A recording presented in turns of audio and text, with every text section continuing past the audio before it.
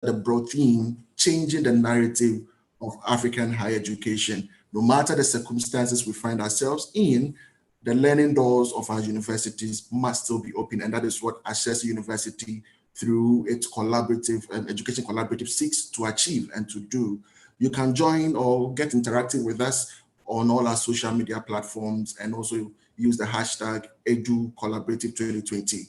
Today, we have series of discussions. We have about 2 panel discussions and also some key presentations for you. But to begin the conference virtually, the first topic, we will be looking at COVID-19 test of Ghana's educational system. We'll be looking at the policy implications and also the new pathways as well.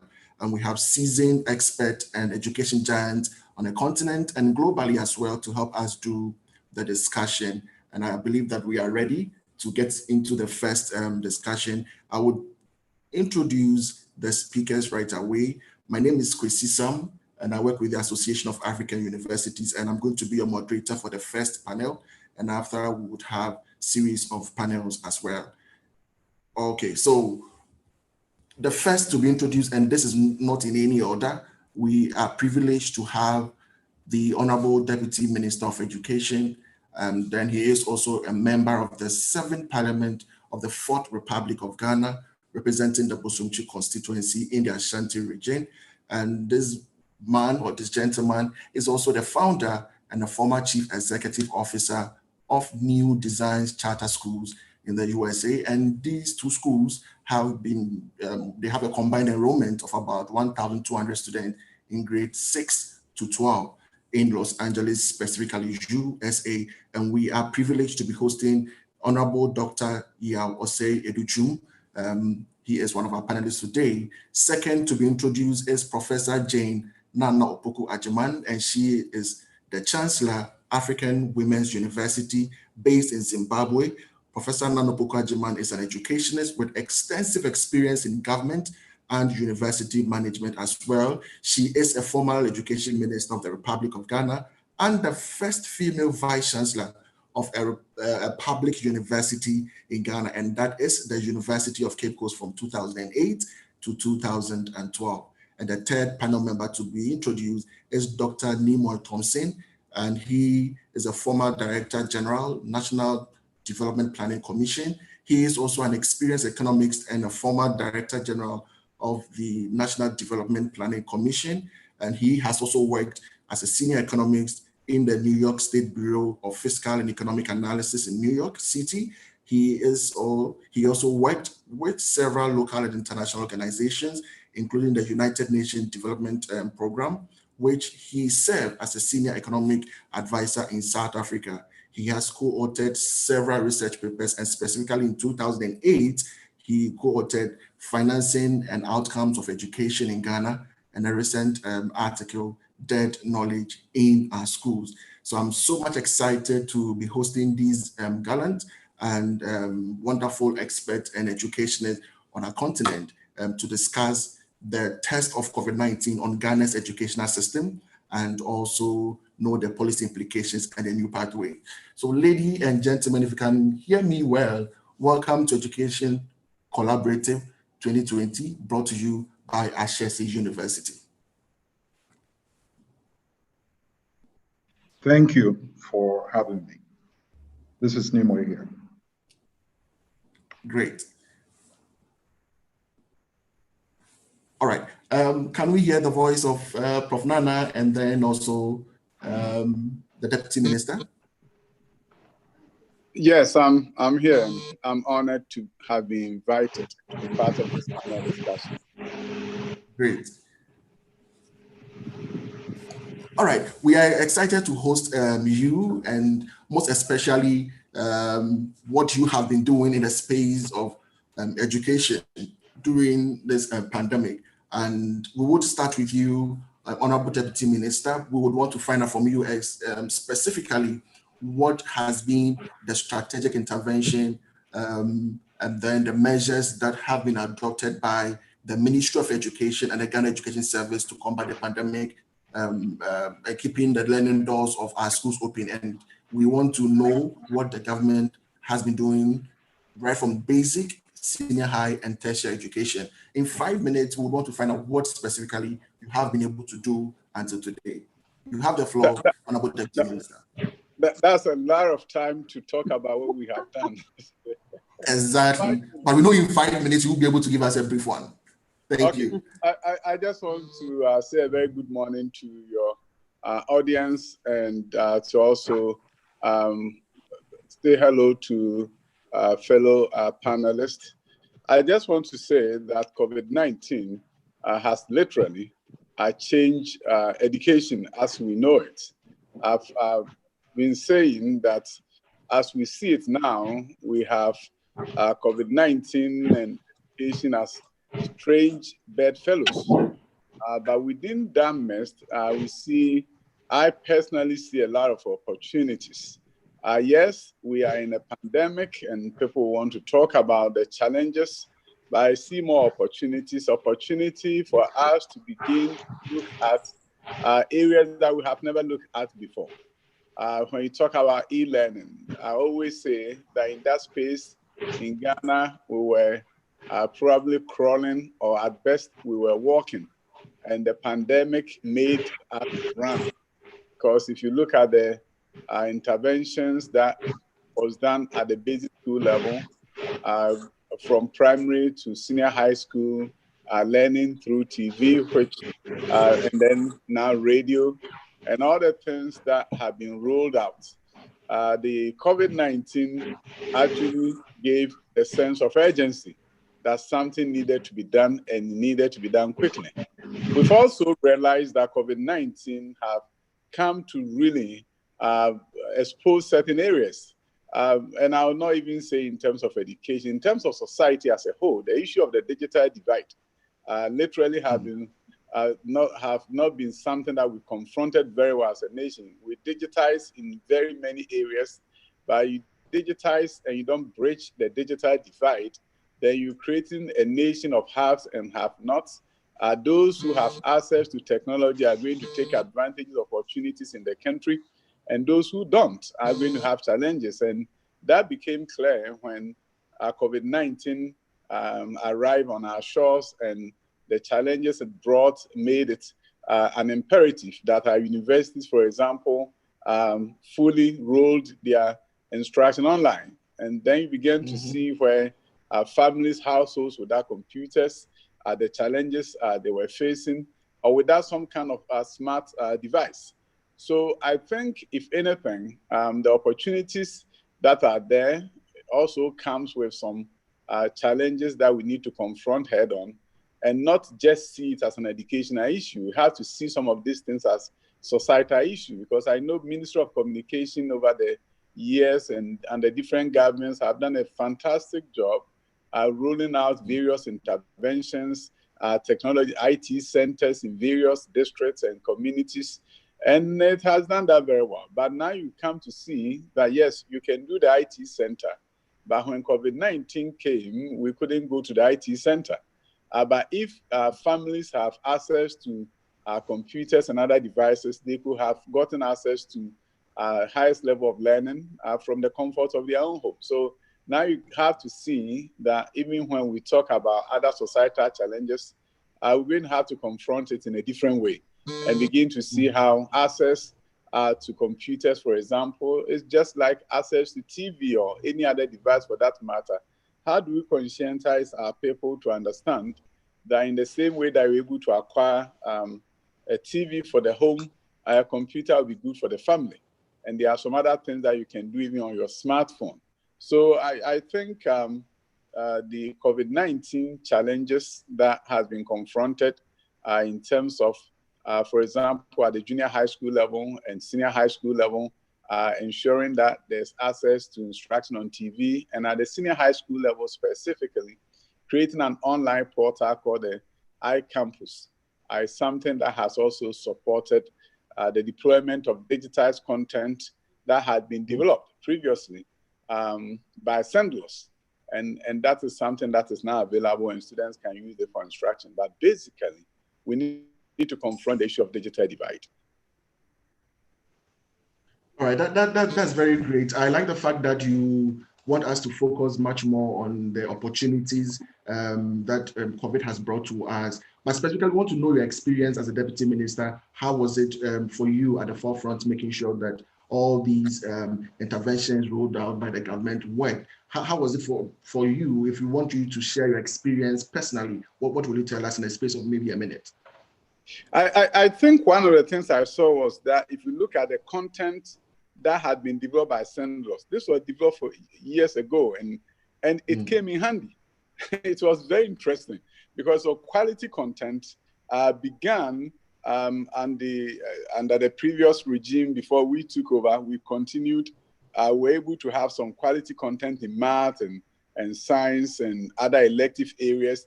And that was immediately rolled onto TV and onto the iCampus platform. But we should also understand that it was in no way supplanting regular instruction. It was a way where you intervened to prevent what is known in education as learning loss, so that the students were not sitting idle. So that was done within that context. So we should not make any assumption that that was replacing what the students would have been taught at school. And therefore, there was an assessment. There was no learning management system that accompanied it. And I think as we move forward, those are things that we need to put in place, that you can have schools rolled out online like other private schools have done. And within that context, you have to also confront the issue of the digital divide, because you can roll it online, but how are the families going to get access to that quality content? But I just want to say that the content that had already been prepared came in handy. And with that, some content was deployed so that our students could have access to at least some kind of instruction and some kind of content from their TVs and also on the iCampus through their computers. Great. Thank you very much. And I think this is where we bring in Prof. Nana to really look at the policy implication of COVID, looking at the interventions, Prof, that we have been able to put across as a country and even as a continent. With your background, what do you think must change, or what are some of the policy implications that are very much relevant going forward? Yeah, thank you very much, Kwesi. I hope you can hear me now. Yes, very well, we can hear you. Wonderful. So let me say good morning to my fellow panelists, and again to thank you for this kind invitation. What must change? Many things must change. We know that we have very serious challenges in our education, in the entire system. The COVID has brought so many of them to our faces, so we can no longer ignore them. I hear the Honorable Deputy Minister refer to iCampus. We went on to do the iBox and all of that. When we started that one, when we advanced from iCampus to iCampus Ghana, what we were seeking to do, and as he has said, he's mentioned science and math, what we saw was that the performance in these areas was not so good. So many students were learning, repeating their tests and so on and so forth. So we thought, how do we make this a little more easy? So the content in the iCampus comes from the syllabus. So it's not something that we needed to recreate. And Sendlos is one of our agencies. Having met all the agencies and found out what it is that they do, how it was that they could all bring their expertise to help our own children pass these subjects that we have made compulsory because we think they are important. So as a result, that I think part of it is what the Honorable Minister is speaking about. At the same time, we also know that we have distance education in this country. Yes. We have distance education at the University of Cape Coast. I was privileged to be part of that committee those days when we're setting up the distance education. And what some of us asked was that, what skills are the distance learning bringing to the learning experience? So what should happen and so on. So yes, we had all these gadgets. But again, we needed to ask ourselves, how does a learner, him or herself, position themselves to be able to access this content? Because the distance learning assumes someone who can self-learn. So it was also important at that time when I got to the ministry that maybe this is time for us to visit the training of the teachers themselves. I'm sure we'll come into these things later. Yes. But for the time being, it was to reach many people who are not in the net already. We were to reach those who had been in the net and had fallen out. And so you see, when at the time we were emphasizing reading, it was for a reason. You put it on the screen, the person must read with understanding to make all these gadgets and so on that you have put in place meaningful. And then again, you need to go back and ask yourself, education for what? How does everything we are doing here interface with our economy, for example? The students will graduate. Where do they go? How do they fit?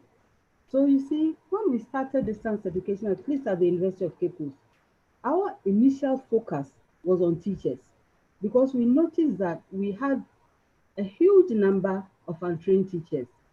And the problem of getting a teacher to leave their home, come to live on campus, it just wasn't working.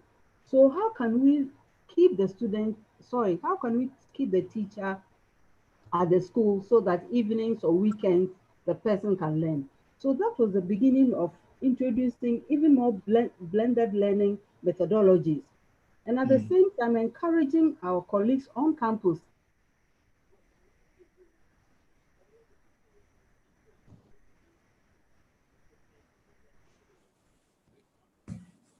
Hello, Prof. I think we seem to have a slight challenge with Prof's network. Hello, Prof. Nana, can you hear us? I can't hear her either. Okay. Maybe we'll give a minute to see if she would come back. If she's unable to do so, we will proceed to the next speaker.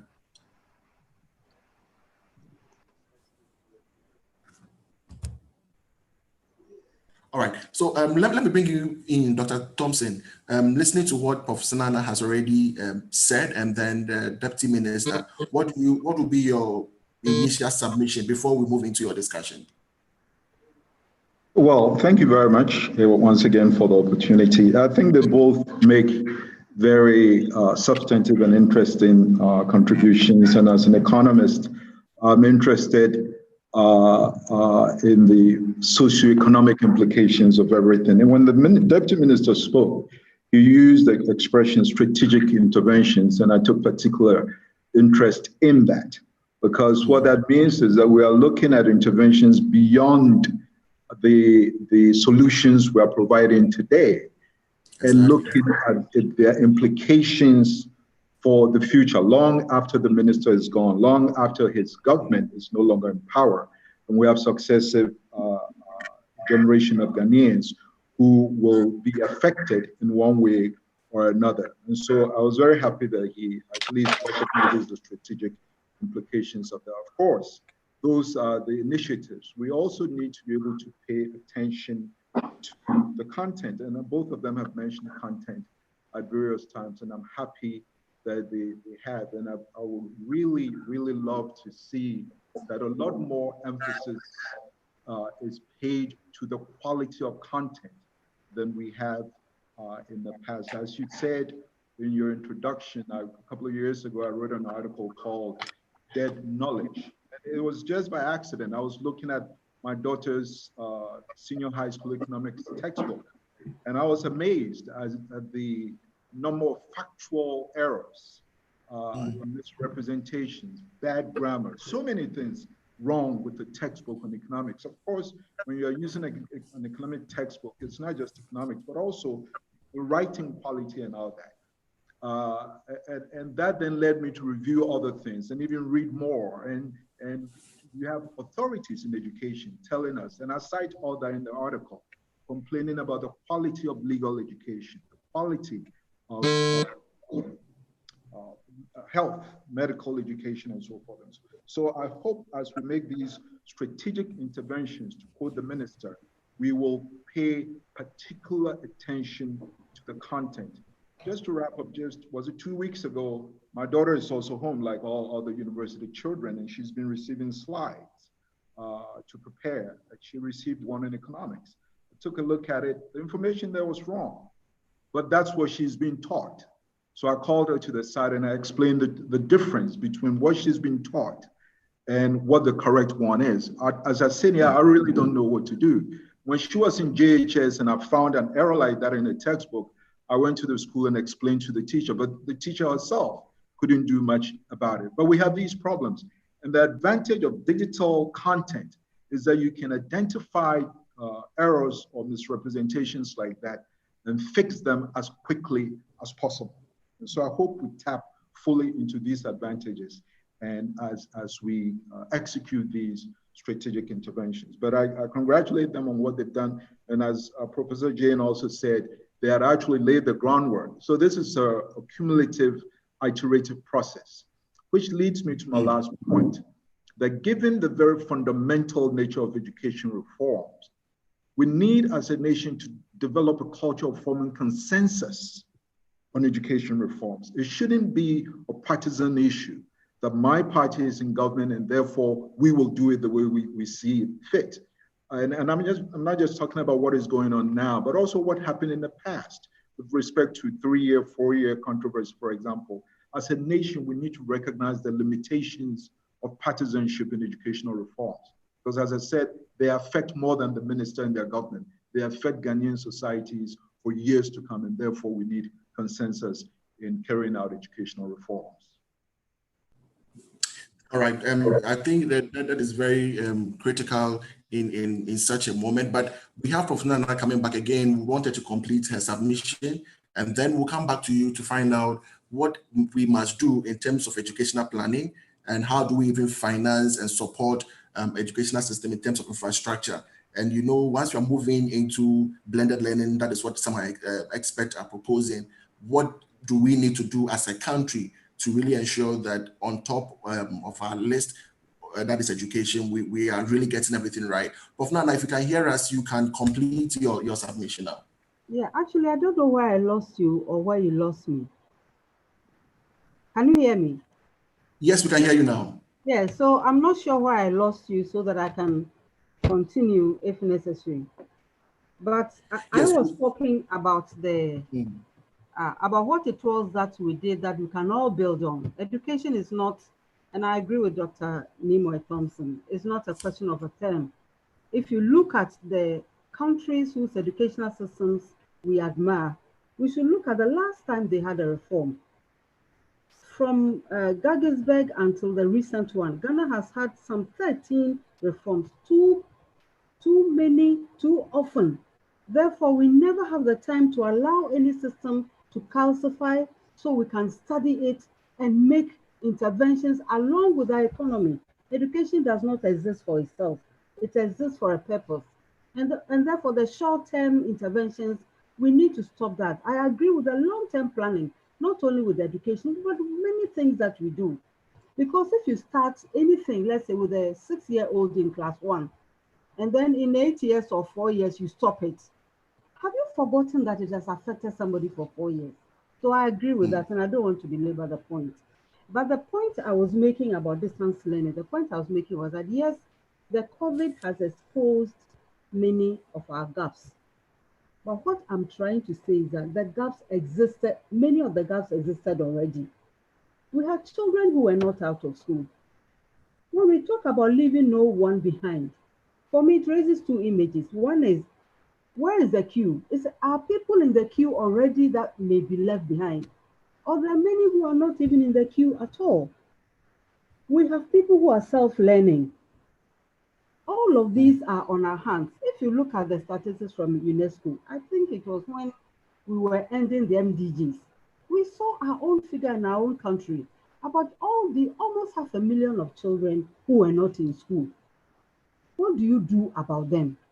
For example, now we have the complementary basic education. Did all our interventions affect them? I know that it just came upon us. Nobody was prepared. I admire the efforts that have been put in so far. But what I'm saying is that we had the warning signs. We were doing schools as usual. We had our computers in the schools. The next step was to ensure that the teacher was using the computer, not for computer classes only. You can use the computer to teach any subject. We need to move there so that the learners get used to this form of teaching. So that if at any point they have to do their homework, and as the Honorable Minister said, it has also expose the gaps in our own lifestyle, which we know already. I mean, none of us can say that we don't know that uh, it's not everywhere in this country that has electricity. We know that. So that in our planning and so on, we need to pay attention to all of these. So that, as I said, if the learners will be exposed to this kind of learning in the classroom, let's say they go out. How about the libraries? Ghana Library Board is under the Ministry of Education. Could that space also be used for self-learning? These are all things. How about the community centers? How about so many places that are closed over the weekend? Can we communicate, or can we collaborate rather with the stakeholders to help our children learn in these places by distance? So that, you see, as I said, nobody forced. I never knew there'll be a lockdown in this country, let me confess. And therefore to have prepared so well for it. So we cannot put education on the carpet for this.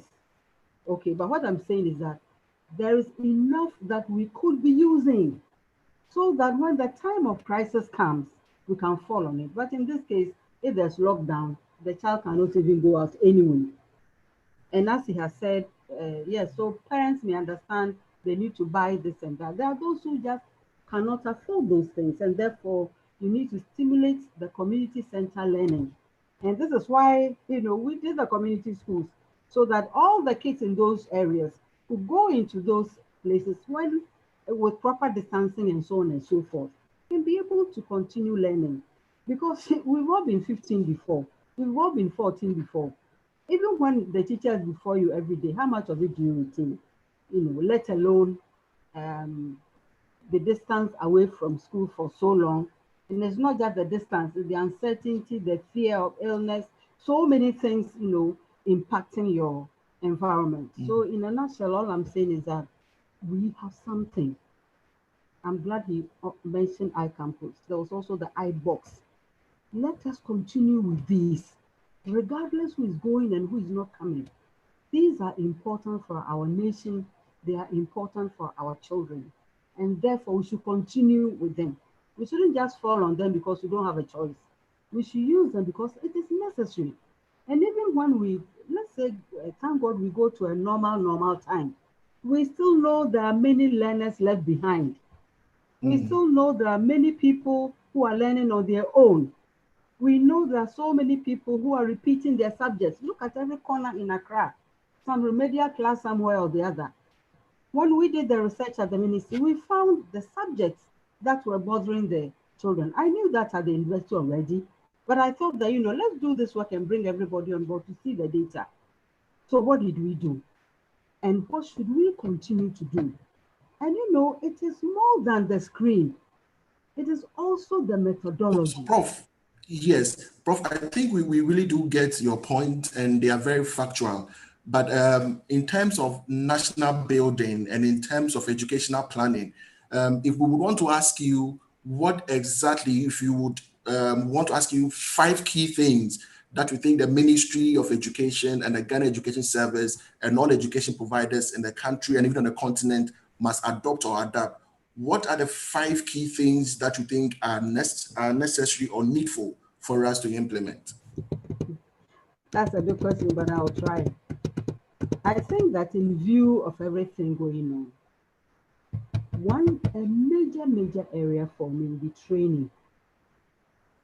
Training not only the faculty, not the teaching staff only, but the support staff only. And more importantly, the students, to be able to use multiple sources of learning. And I'm not just talking about Google or Google Scholar. I'm talking about many other interventions that we can create. That's number 1. I'll also ask for a review of our syllabus, especially at the point of training. And here I'm referring to, let's say, the colleges of education, where our teachers are coming from. We have the TTL, I don't know where it's at now, but it is a model that you can revisit and reconfigure. And then you must also pay attention to the teachers who are in the field already. So some refresher courses, and then to try and fix the problem from the source, which is where the teachers are trained. I'll also say that we need to look at upgrading our equipment or purchasing more, but I would like to suggest at this phase that we avoid the importation of finished products. We have our engineering departments, we have our ICT departments. You'll be amazed what they can do. If they can assemble, if they can fine tune. And I'll give the example of UCC. I'll come to your other 2 points if I can follow it. When we were faced with long queues of students who were registering, on campus, I always went for very early morning walks. And then you see them 4:35 already queuing for the offices to begin at 8. What did we do? I just called the students. And I said, listen, this is a problem for us. It's also a problem for you. What should we do? And you'll be amazed that the students who developed the software that we are using till today were not even IT students. And I remember teasing the dean and the students that I was going to close the department because it came from one student was in education, another was in language, another was in religion. So you see, we have all this wealth that we can use.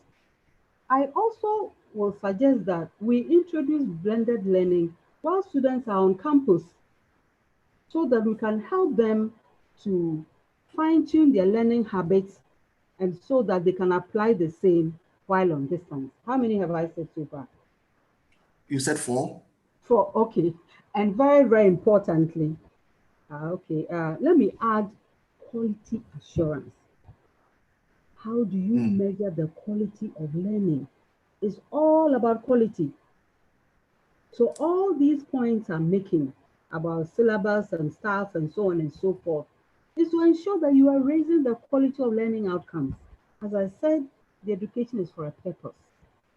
So you need to set up a very, very good quality assurance mechanism. Have a way of measuring how students are progressing, find a way of measuring how learners or how facilitators are progressing, and then pay attention to those subjects that have their basis in practicals. And I'm talking about the TVET people. I'm talking about the science students and so on and so forth. Are they going to use simulators?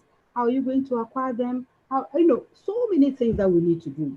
So I'm very happy about this conversation. I think I've exhausted my 5 points. So great. Thank you very much. Exactly. So let's go back to Dr. Newmoy Thompson, and you are an economist and an education as well.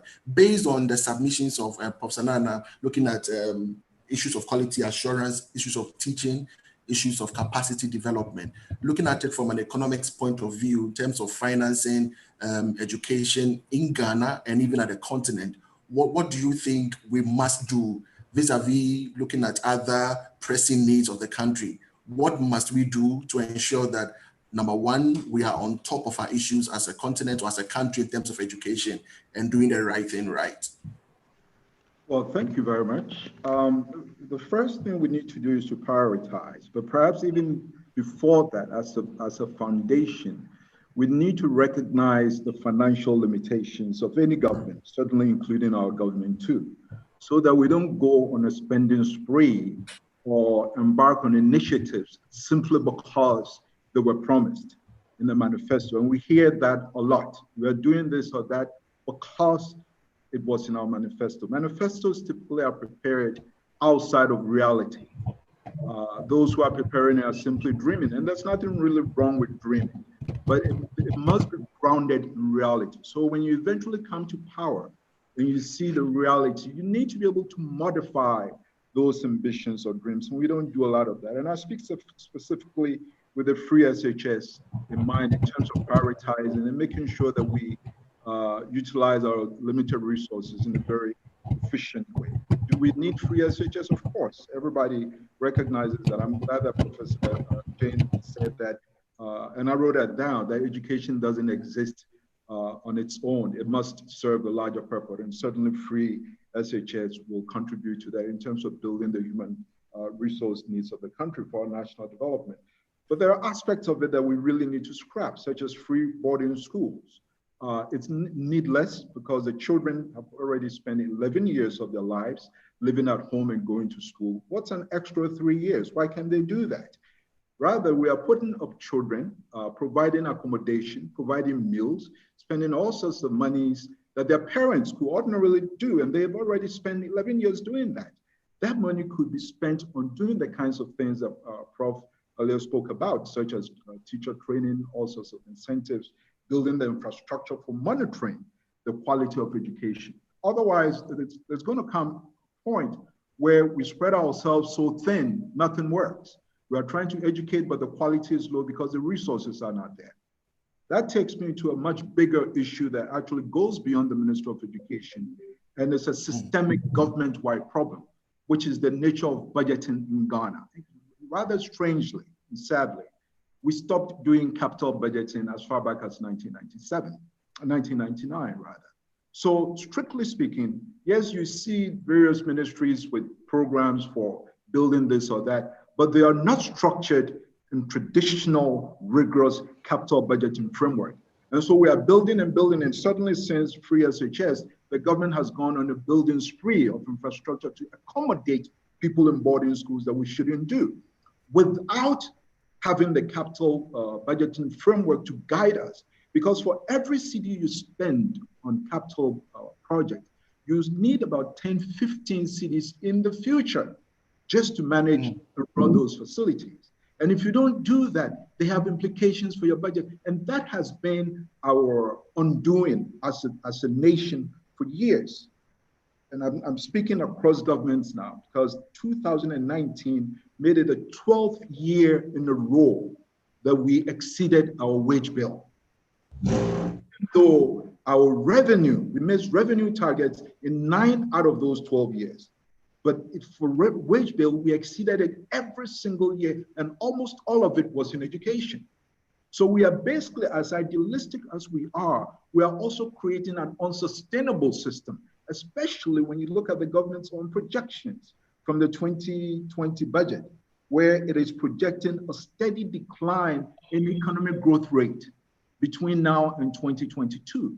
It's supposed to, well, originally before COVID, it was supposed to be 6.8, then eventually it will go all the way down to 4.6. That has implications for your revenues. That has implications for your capacity to finance education. So 2 things before I wrap up. It's good that we think big, and we have all this in the long-term National Development Plan, which is popularly known as the 40-year plan. We cover the entire spectrum from basic all the way to tertiary. We looked at quality in terms of input, quality in terms of output. We made a whole range of recommendations and also strategies for financing education, including a reform or a revision of the debt fund, which originally, if my memory serves me right, was proposed to provide infrastructure at our tertiary institutions. Along the way, it was perverted. And I personally did not know that it had been changed until, as a government official, I would travel abroad and people would come to me and say, Dr. Thompson, when you go back to Ghana, please follow up on my debt fund scholarship. That's when I realized that they were actually using debt fund scholarship for places like Harvard and all that. And then I checked Harvard's endowment. Harvard has a $40 billion endowment compared to Ghana's GDP of $66 billion.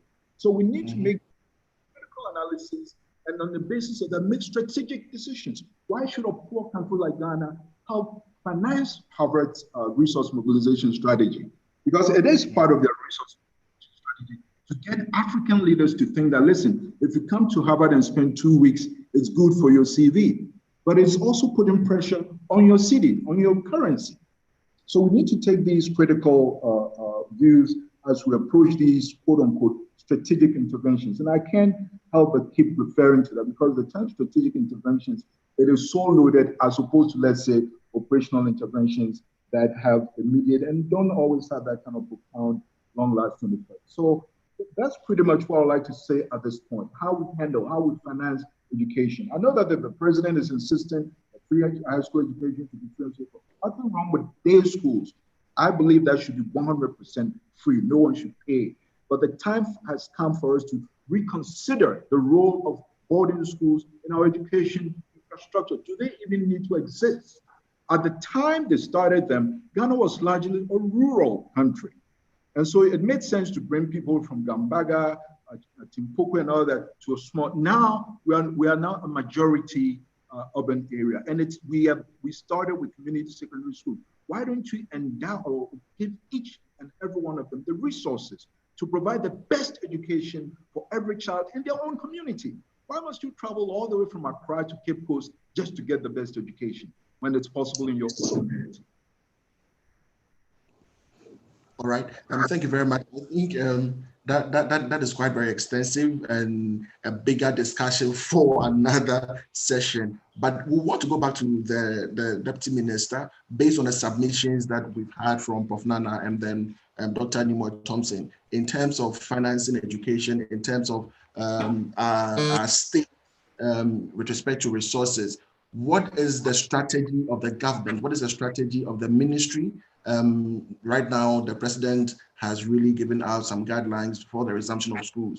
What is the strategy in terms of teaching, learning, quality, assurance, and also making sure that schools are basically doing exactly what we expect from them? What is the strategy of the ministry at this point? I think it's important that I respond to some of the issues that have come up.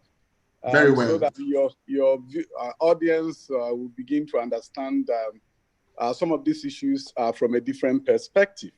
What we all need to understand is that the relationship between education and economic development is now proven. Countries that have transformed themselves did not look at their bauxite and gold and cocoa, which are all good things. But education is now not just a piece of the puzzle, it's the whole puzzle. And in a knowledge economy, how well you deliver education is going to determine how your country gets transformed.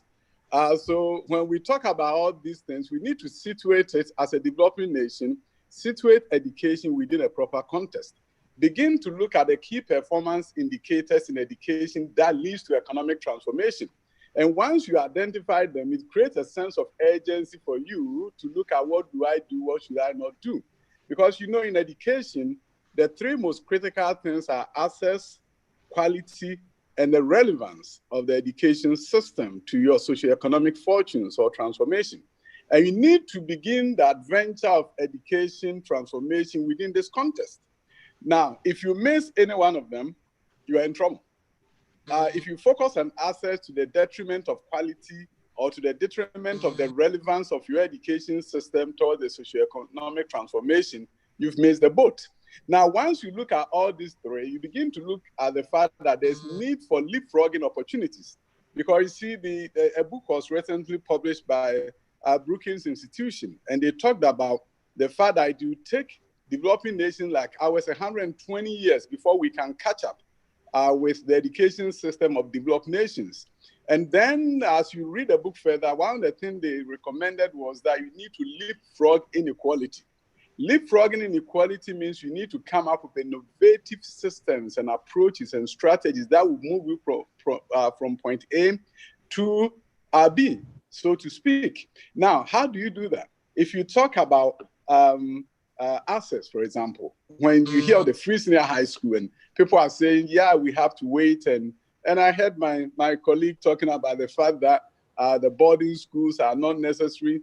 You go to Chebidi and you're going to realize that if you put a community day school there, the number of students that will be able to access is so limited because some people may have to walk distances or there are places where there's no trotro to bring them to the school. So it's not that simple. If you do community schools like what the NDC did at Kwabinya, the one at Frafraha, in Kumasi, Agrek and Sima, good locations, it attracted the students. But if you want to put community school as it was done at Drobonso, you get the school done and the school is done. But who comes to the school? The village folks are not walking and the roads are not done in a way that can get them there. So it's not that simple. It's not so simple as to make it feel like, why don't you do it? So easy to do. It's not that easy to do. Attempt has been made and the implementation has been very difficult. Now, you look at the three main things, access. Then you ask yourself, why is access important? If you're going to look at the importance of access from education standpoint, link it up with economic transformation, one key indicator you need to track, for example, at the tertiary level, is your gross tertiary enrollment ratio.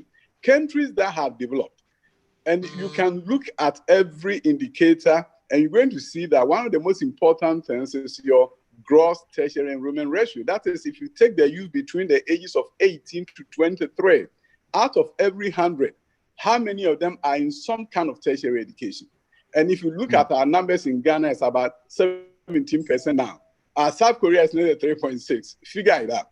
Other countries that have transformed themselves tackle the issue of access. Then you have to look at the quality. Very critical. If the quality is poor, access is high, you're going to have a problem. So I agree that we need to do some balancing, and you cannot improve quality when education administration is being done on the whim, so to speak. Honorable Minister, so hello, if you can, the key point is that, so what is the strategy of the government now? You've listed a lot of strategy things. Is one, access. We've improved access at the secondary level by over 50%. You talk about 800,000 students in senior high schools, and now it's 1.2 million. So you have attained access. Then you look at the curricular reform that we have embarked upon to improve quality. And not only that, leadership training. Now we are training school leaderships, school administrators to make sure they have the requisite skills to lead schools. So that leadership training is an important component of quality. And then something that we took over and continued, the teacher program, improving that in this was, we continue with the support of DFID, and that was to improve teacher training. Because if you don't improve teacher training, you are not going to improve the quality. So now we added one more year to teacher training to make it 4 years, like other places around the world. And that, with what we built on from what we inherited, is now going to produce more qualified teachers who are going to be able to bring about the quality that we need. But you have to begin to look at the relevance of the education system. I know it has been a general policy that we need to increase the number of students in STEM. Yes, that is the general policy. But you need to have a... Yes, but Honorable Minister, okay, all right. So how do we do this in the spectrum of COVID-19? What you are listing are things that are policies and things that the ministry seeks to achieve. But looking at where we are now as a continent, looking at where we are now as a country, how do we shape the COVID-19, you have to look at your facility design, for example. Within the short term, you need to look at your social distancing. Other countries have begun schools, they've opened schools, there have been challenges in some places. You really have to be meticulous in your planning and implementation process. For example, we've said that in senior high schools, as the president directed, you cannot have more than 25 students in a class. And we're able to do that because a vast majority of the students are at home. Now you have to begin to think beyond that and see, how do we ensure the social distancing? Short term, medium term, long term. How do you change your facility design?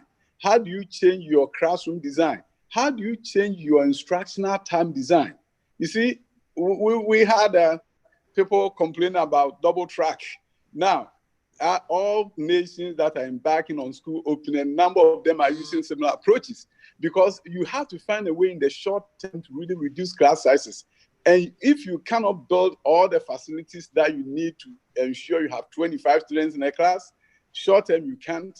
What we need to do is to find some management strategy and approach that will make sure that every student will have access to instruction during the school year. So COVID-19 era is now bringing to the fore, how do you manage your access and resources in such a way that students will have access to education. Then you have to look at what are the logistics.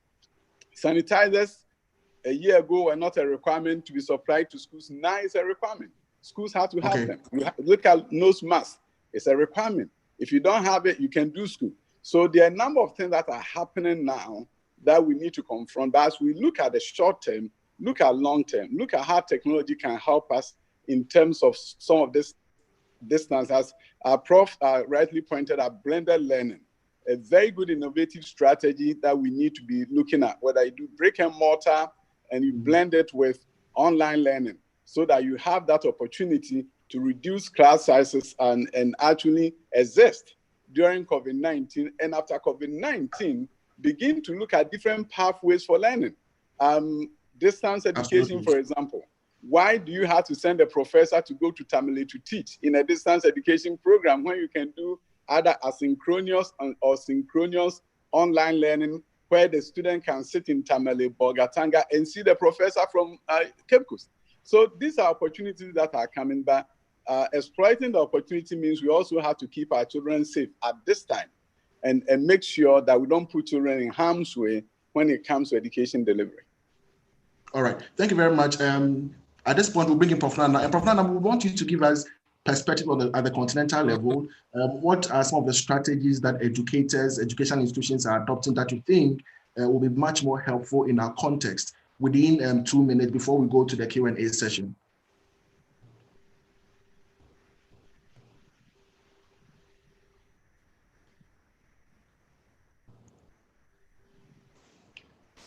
Hello, Prof. Nana, can you hear us?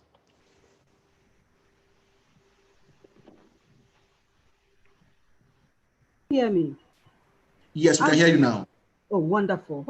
I just wanted to comment very briefly about the community-based schools. Honorable Minister, you and I know that all these schools that today we fight to put our children in did not begin in the cities. And by bringing the young people to the cities, you know the problems too that they face. So when we're talking about the quality, the relevance, these are all important markers. If the school is far, what makes it so far? From where? What happened to the road? How did the school get there? How about transportation? How about other ways of transporting the children there? Exactly. And you know, if you are talking about double tracking in COVID situation, the double track we had was in a non-COVID situation. It has become like the norm. Today we are talking about the new normal. So please, Mr. Minister, let's put these issues aside. And again, you were talking about the Brookings document about leapfrogging. We should have our own vision of education. Who are we imitating? And for what reason? When we talk about the relevance, what does it mean? So you said, Mr. Minister, we should be having all these conversations because in the end, it's about your children and mine. It's about the nation. So let us not raise this issue of community day school as if they cannot be used. You and I know that. I never said they cannot be used. No. I didn't say that, so don't get me to finish. No, I didn't say to finish. All I'm saying is that you have given such a connotation. You know, who will go there? They should put them in Frafraha and wherever else that you need. When Wesley Girls started, you know the road they used to get there. But people went there because they knew they'll get quality education. But it's boarding. It was boarding. Given anywhere, anytime, depending on the variables of quality education that you have outlined and how you meet each of these benchmarks. So I just want to put that out there. Now, coming to your question about what it is that at the continental level we can do. Of course, there's so much that we can, number one, there's so much that we can learn from each other. You have, Dr. Nimoy Thompson talked about corner and boarding schools. We have a very peculiar situation. I'm not sure of another country with as many boarding schools as we have. So we have a peculiar situation.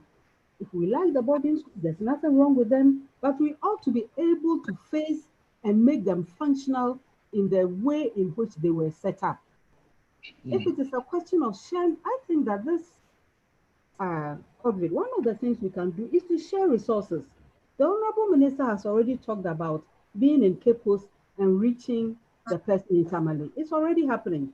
How about picking the university with the strongest program in, let's say, medicine and linking them up? And all of this is also happening. We are even linking the doctors up so that the doctor in a small village, are we saying that until we send a big hospital to that village, nobody should get sick or nobody should get support? It's the same analogy for the schools. And that is why I'm responding the way I am. Yes, you know, we shouldn't always buy these studies. Oh, we are always behind. We are behind whom? And for what reason? Where do we want our education to get to? And whenever I see these questions, thank you very much, Prof. If you can really bring your point to an end, yes, it will be great. You know, in 1 minute. Good. The question I asked myself is, you see, in all these studies, I'm sure Dr. Duchum has also read a lot of them, like all of us. There's one missing link that I always find, and I asked myself, so in what medium are the students taught? What is the medium of instruction? If if the children of Malaysia were to be taught in infancy, what progress will they make? So there are all these things. I know they have all kinds of implications, and we want our students to reach, international, but you don't read the international without looking at your nation. Thank you very much. All right, thank you very much. Let me bring you, Dr. Nimoy Thompson, briefly within 1 minute. What is your viewpoint? What is the way forward for us now? Just within 1 minute. You can come from the global perspective. You can also hit on the continent, and then how we can situate it at our local space as well. What is your viewpoint, the way forward? The first point is the need for us to build consensus. Again, because the implications of education reforms are long lasting, and we need to have some, if not a consensus, some common ground on how we approach these things. Secondly, we should recognize the fact that there's simply no country in the world with enough money to provide free boarding school education anywhere. We must recognize them. For us, the resources are becoming even tighter. When my daughter was in second boarding school and I would go to PTA, a substantial part of their monies for a budget was spent on emptying the septic tank and buying water, simply because the system was built for about 1/10 of the students who are there now. The place was overrun with sachet water rubber because everyone had to drink from sachet water and water bottles. And then thirdly, I think innovation should really drive everything. And by innovation, I don't mean just technological innovation, but also thinking about the way we do things. I'm glad that Professor Nana Jumai did speak about the issues that the Honorable Minister referred to about the limitations of day secondary schools. There's this assumption that every kid must walk to school. But if we're really serious, we can develop an efficient transport system to transport children to and from school on a daily basis, no matter where they are. And I'm sure the minister himself knows how it works in the States, where they have the busing system. Kids are bused from their school, sometimes across town, and it worked. So I don't see why we should use distance as an issue. And I'm very glad that Prof did point to that issue. And then lastly, the issue of textbooks. I have to go back to that. We need a very strong monitoring of who can write a textbook and then get it into the classrooms. Too many people are writing books who are not qualified. There's one particular book that I really enjoyed reading, but it was horrible. So we need to keep our eye on the quality of textbook also. All right. Okay. Great. Thank you very much. And a good conversation is the one that never ends. And I believe that 1 hour is not enough for us to really digest the subject matter. We have received some critical questions on our Q&A page, but we'll answer them by typing for you. We may not be able to answer them live because our time is up. We need to make way for the next presentation as well. Thank you so much, Honorable Deputy Minister of Education. Thank you, Professor Nana Agyemang, and then Dr. Nimoy Thompson for joining us and sharing your perspective of COVID-19 test on the education system, and then also the policy implications and the new pathway for us as a country and as a continent. We want to acknowledge our partners, and that is AU Television, and that is streaming live this conversation across the continent, and then also our partner university. We are privileged to have African Development University in Niger. They are partnering us, and other key institutions that have joined us. My name is Chris Sisam. We'll give you the summary of this whole thing or this whole discussion in the Q&A session for you to read through and also contribute. Thank you for joining us. We'll make way for the next presentation. And this is Education Collaborative, brought to you by Ashesi University. Thank you so much for joining us. Thank you also. Thank you very much.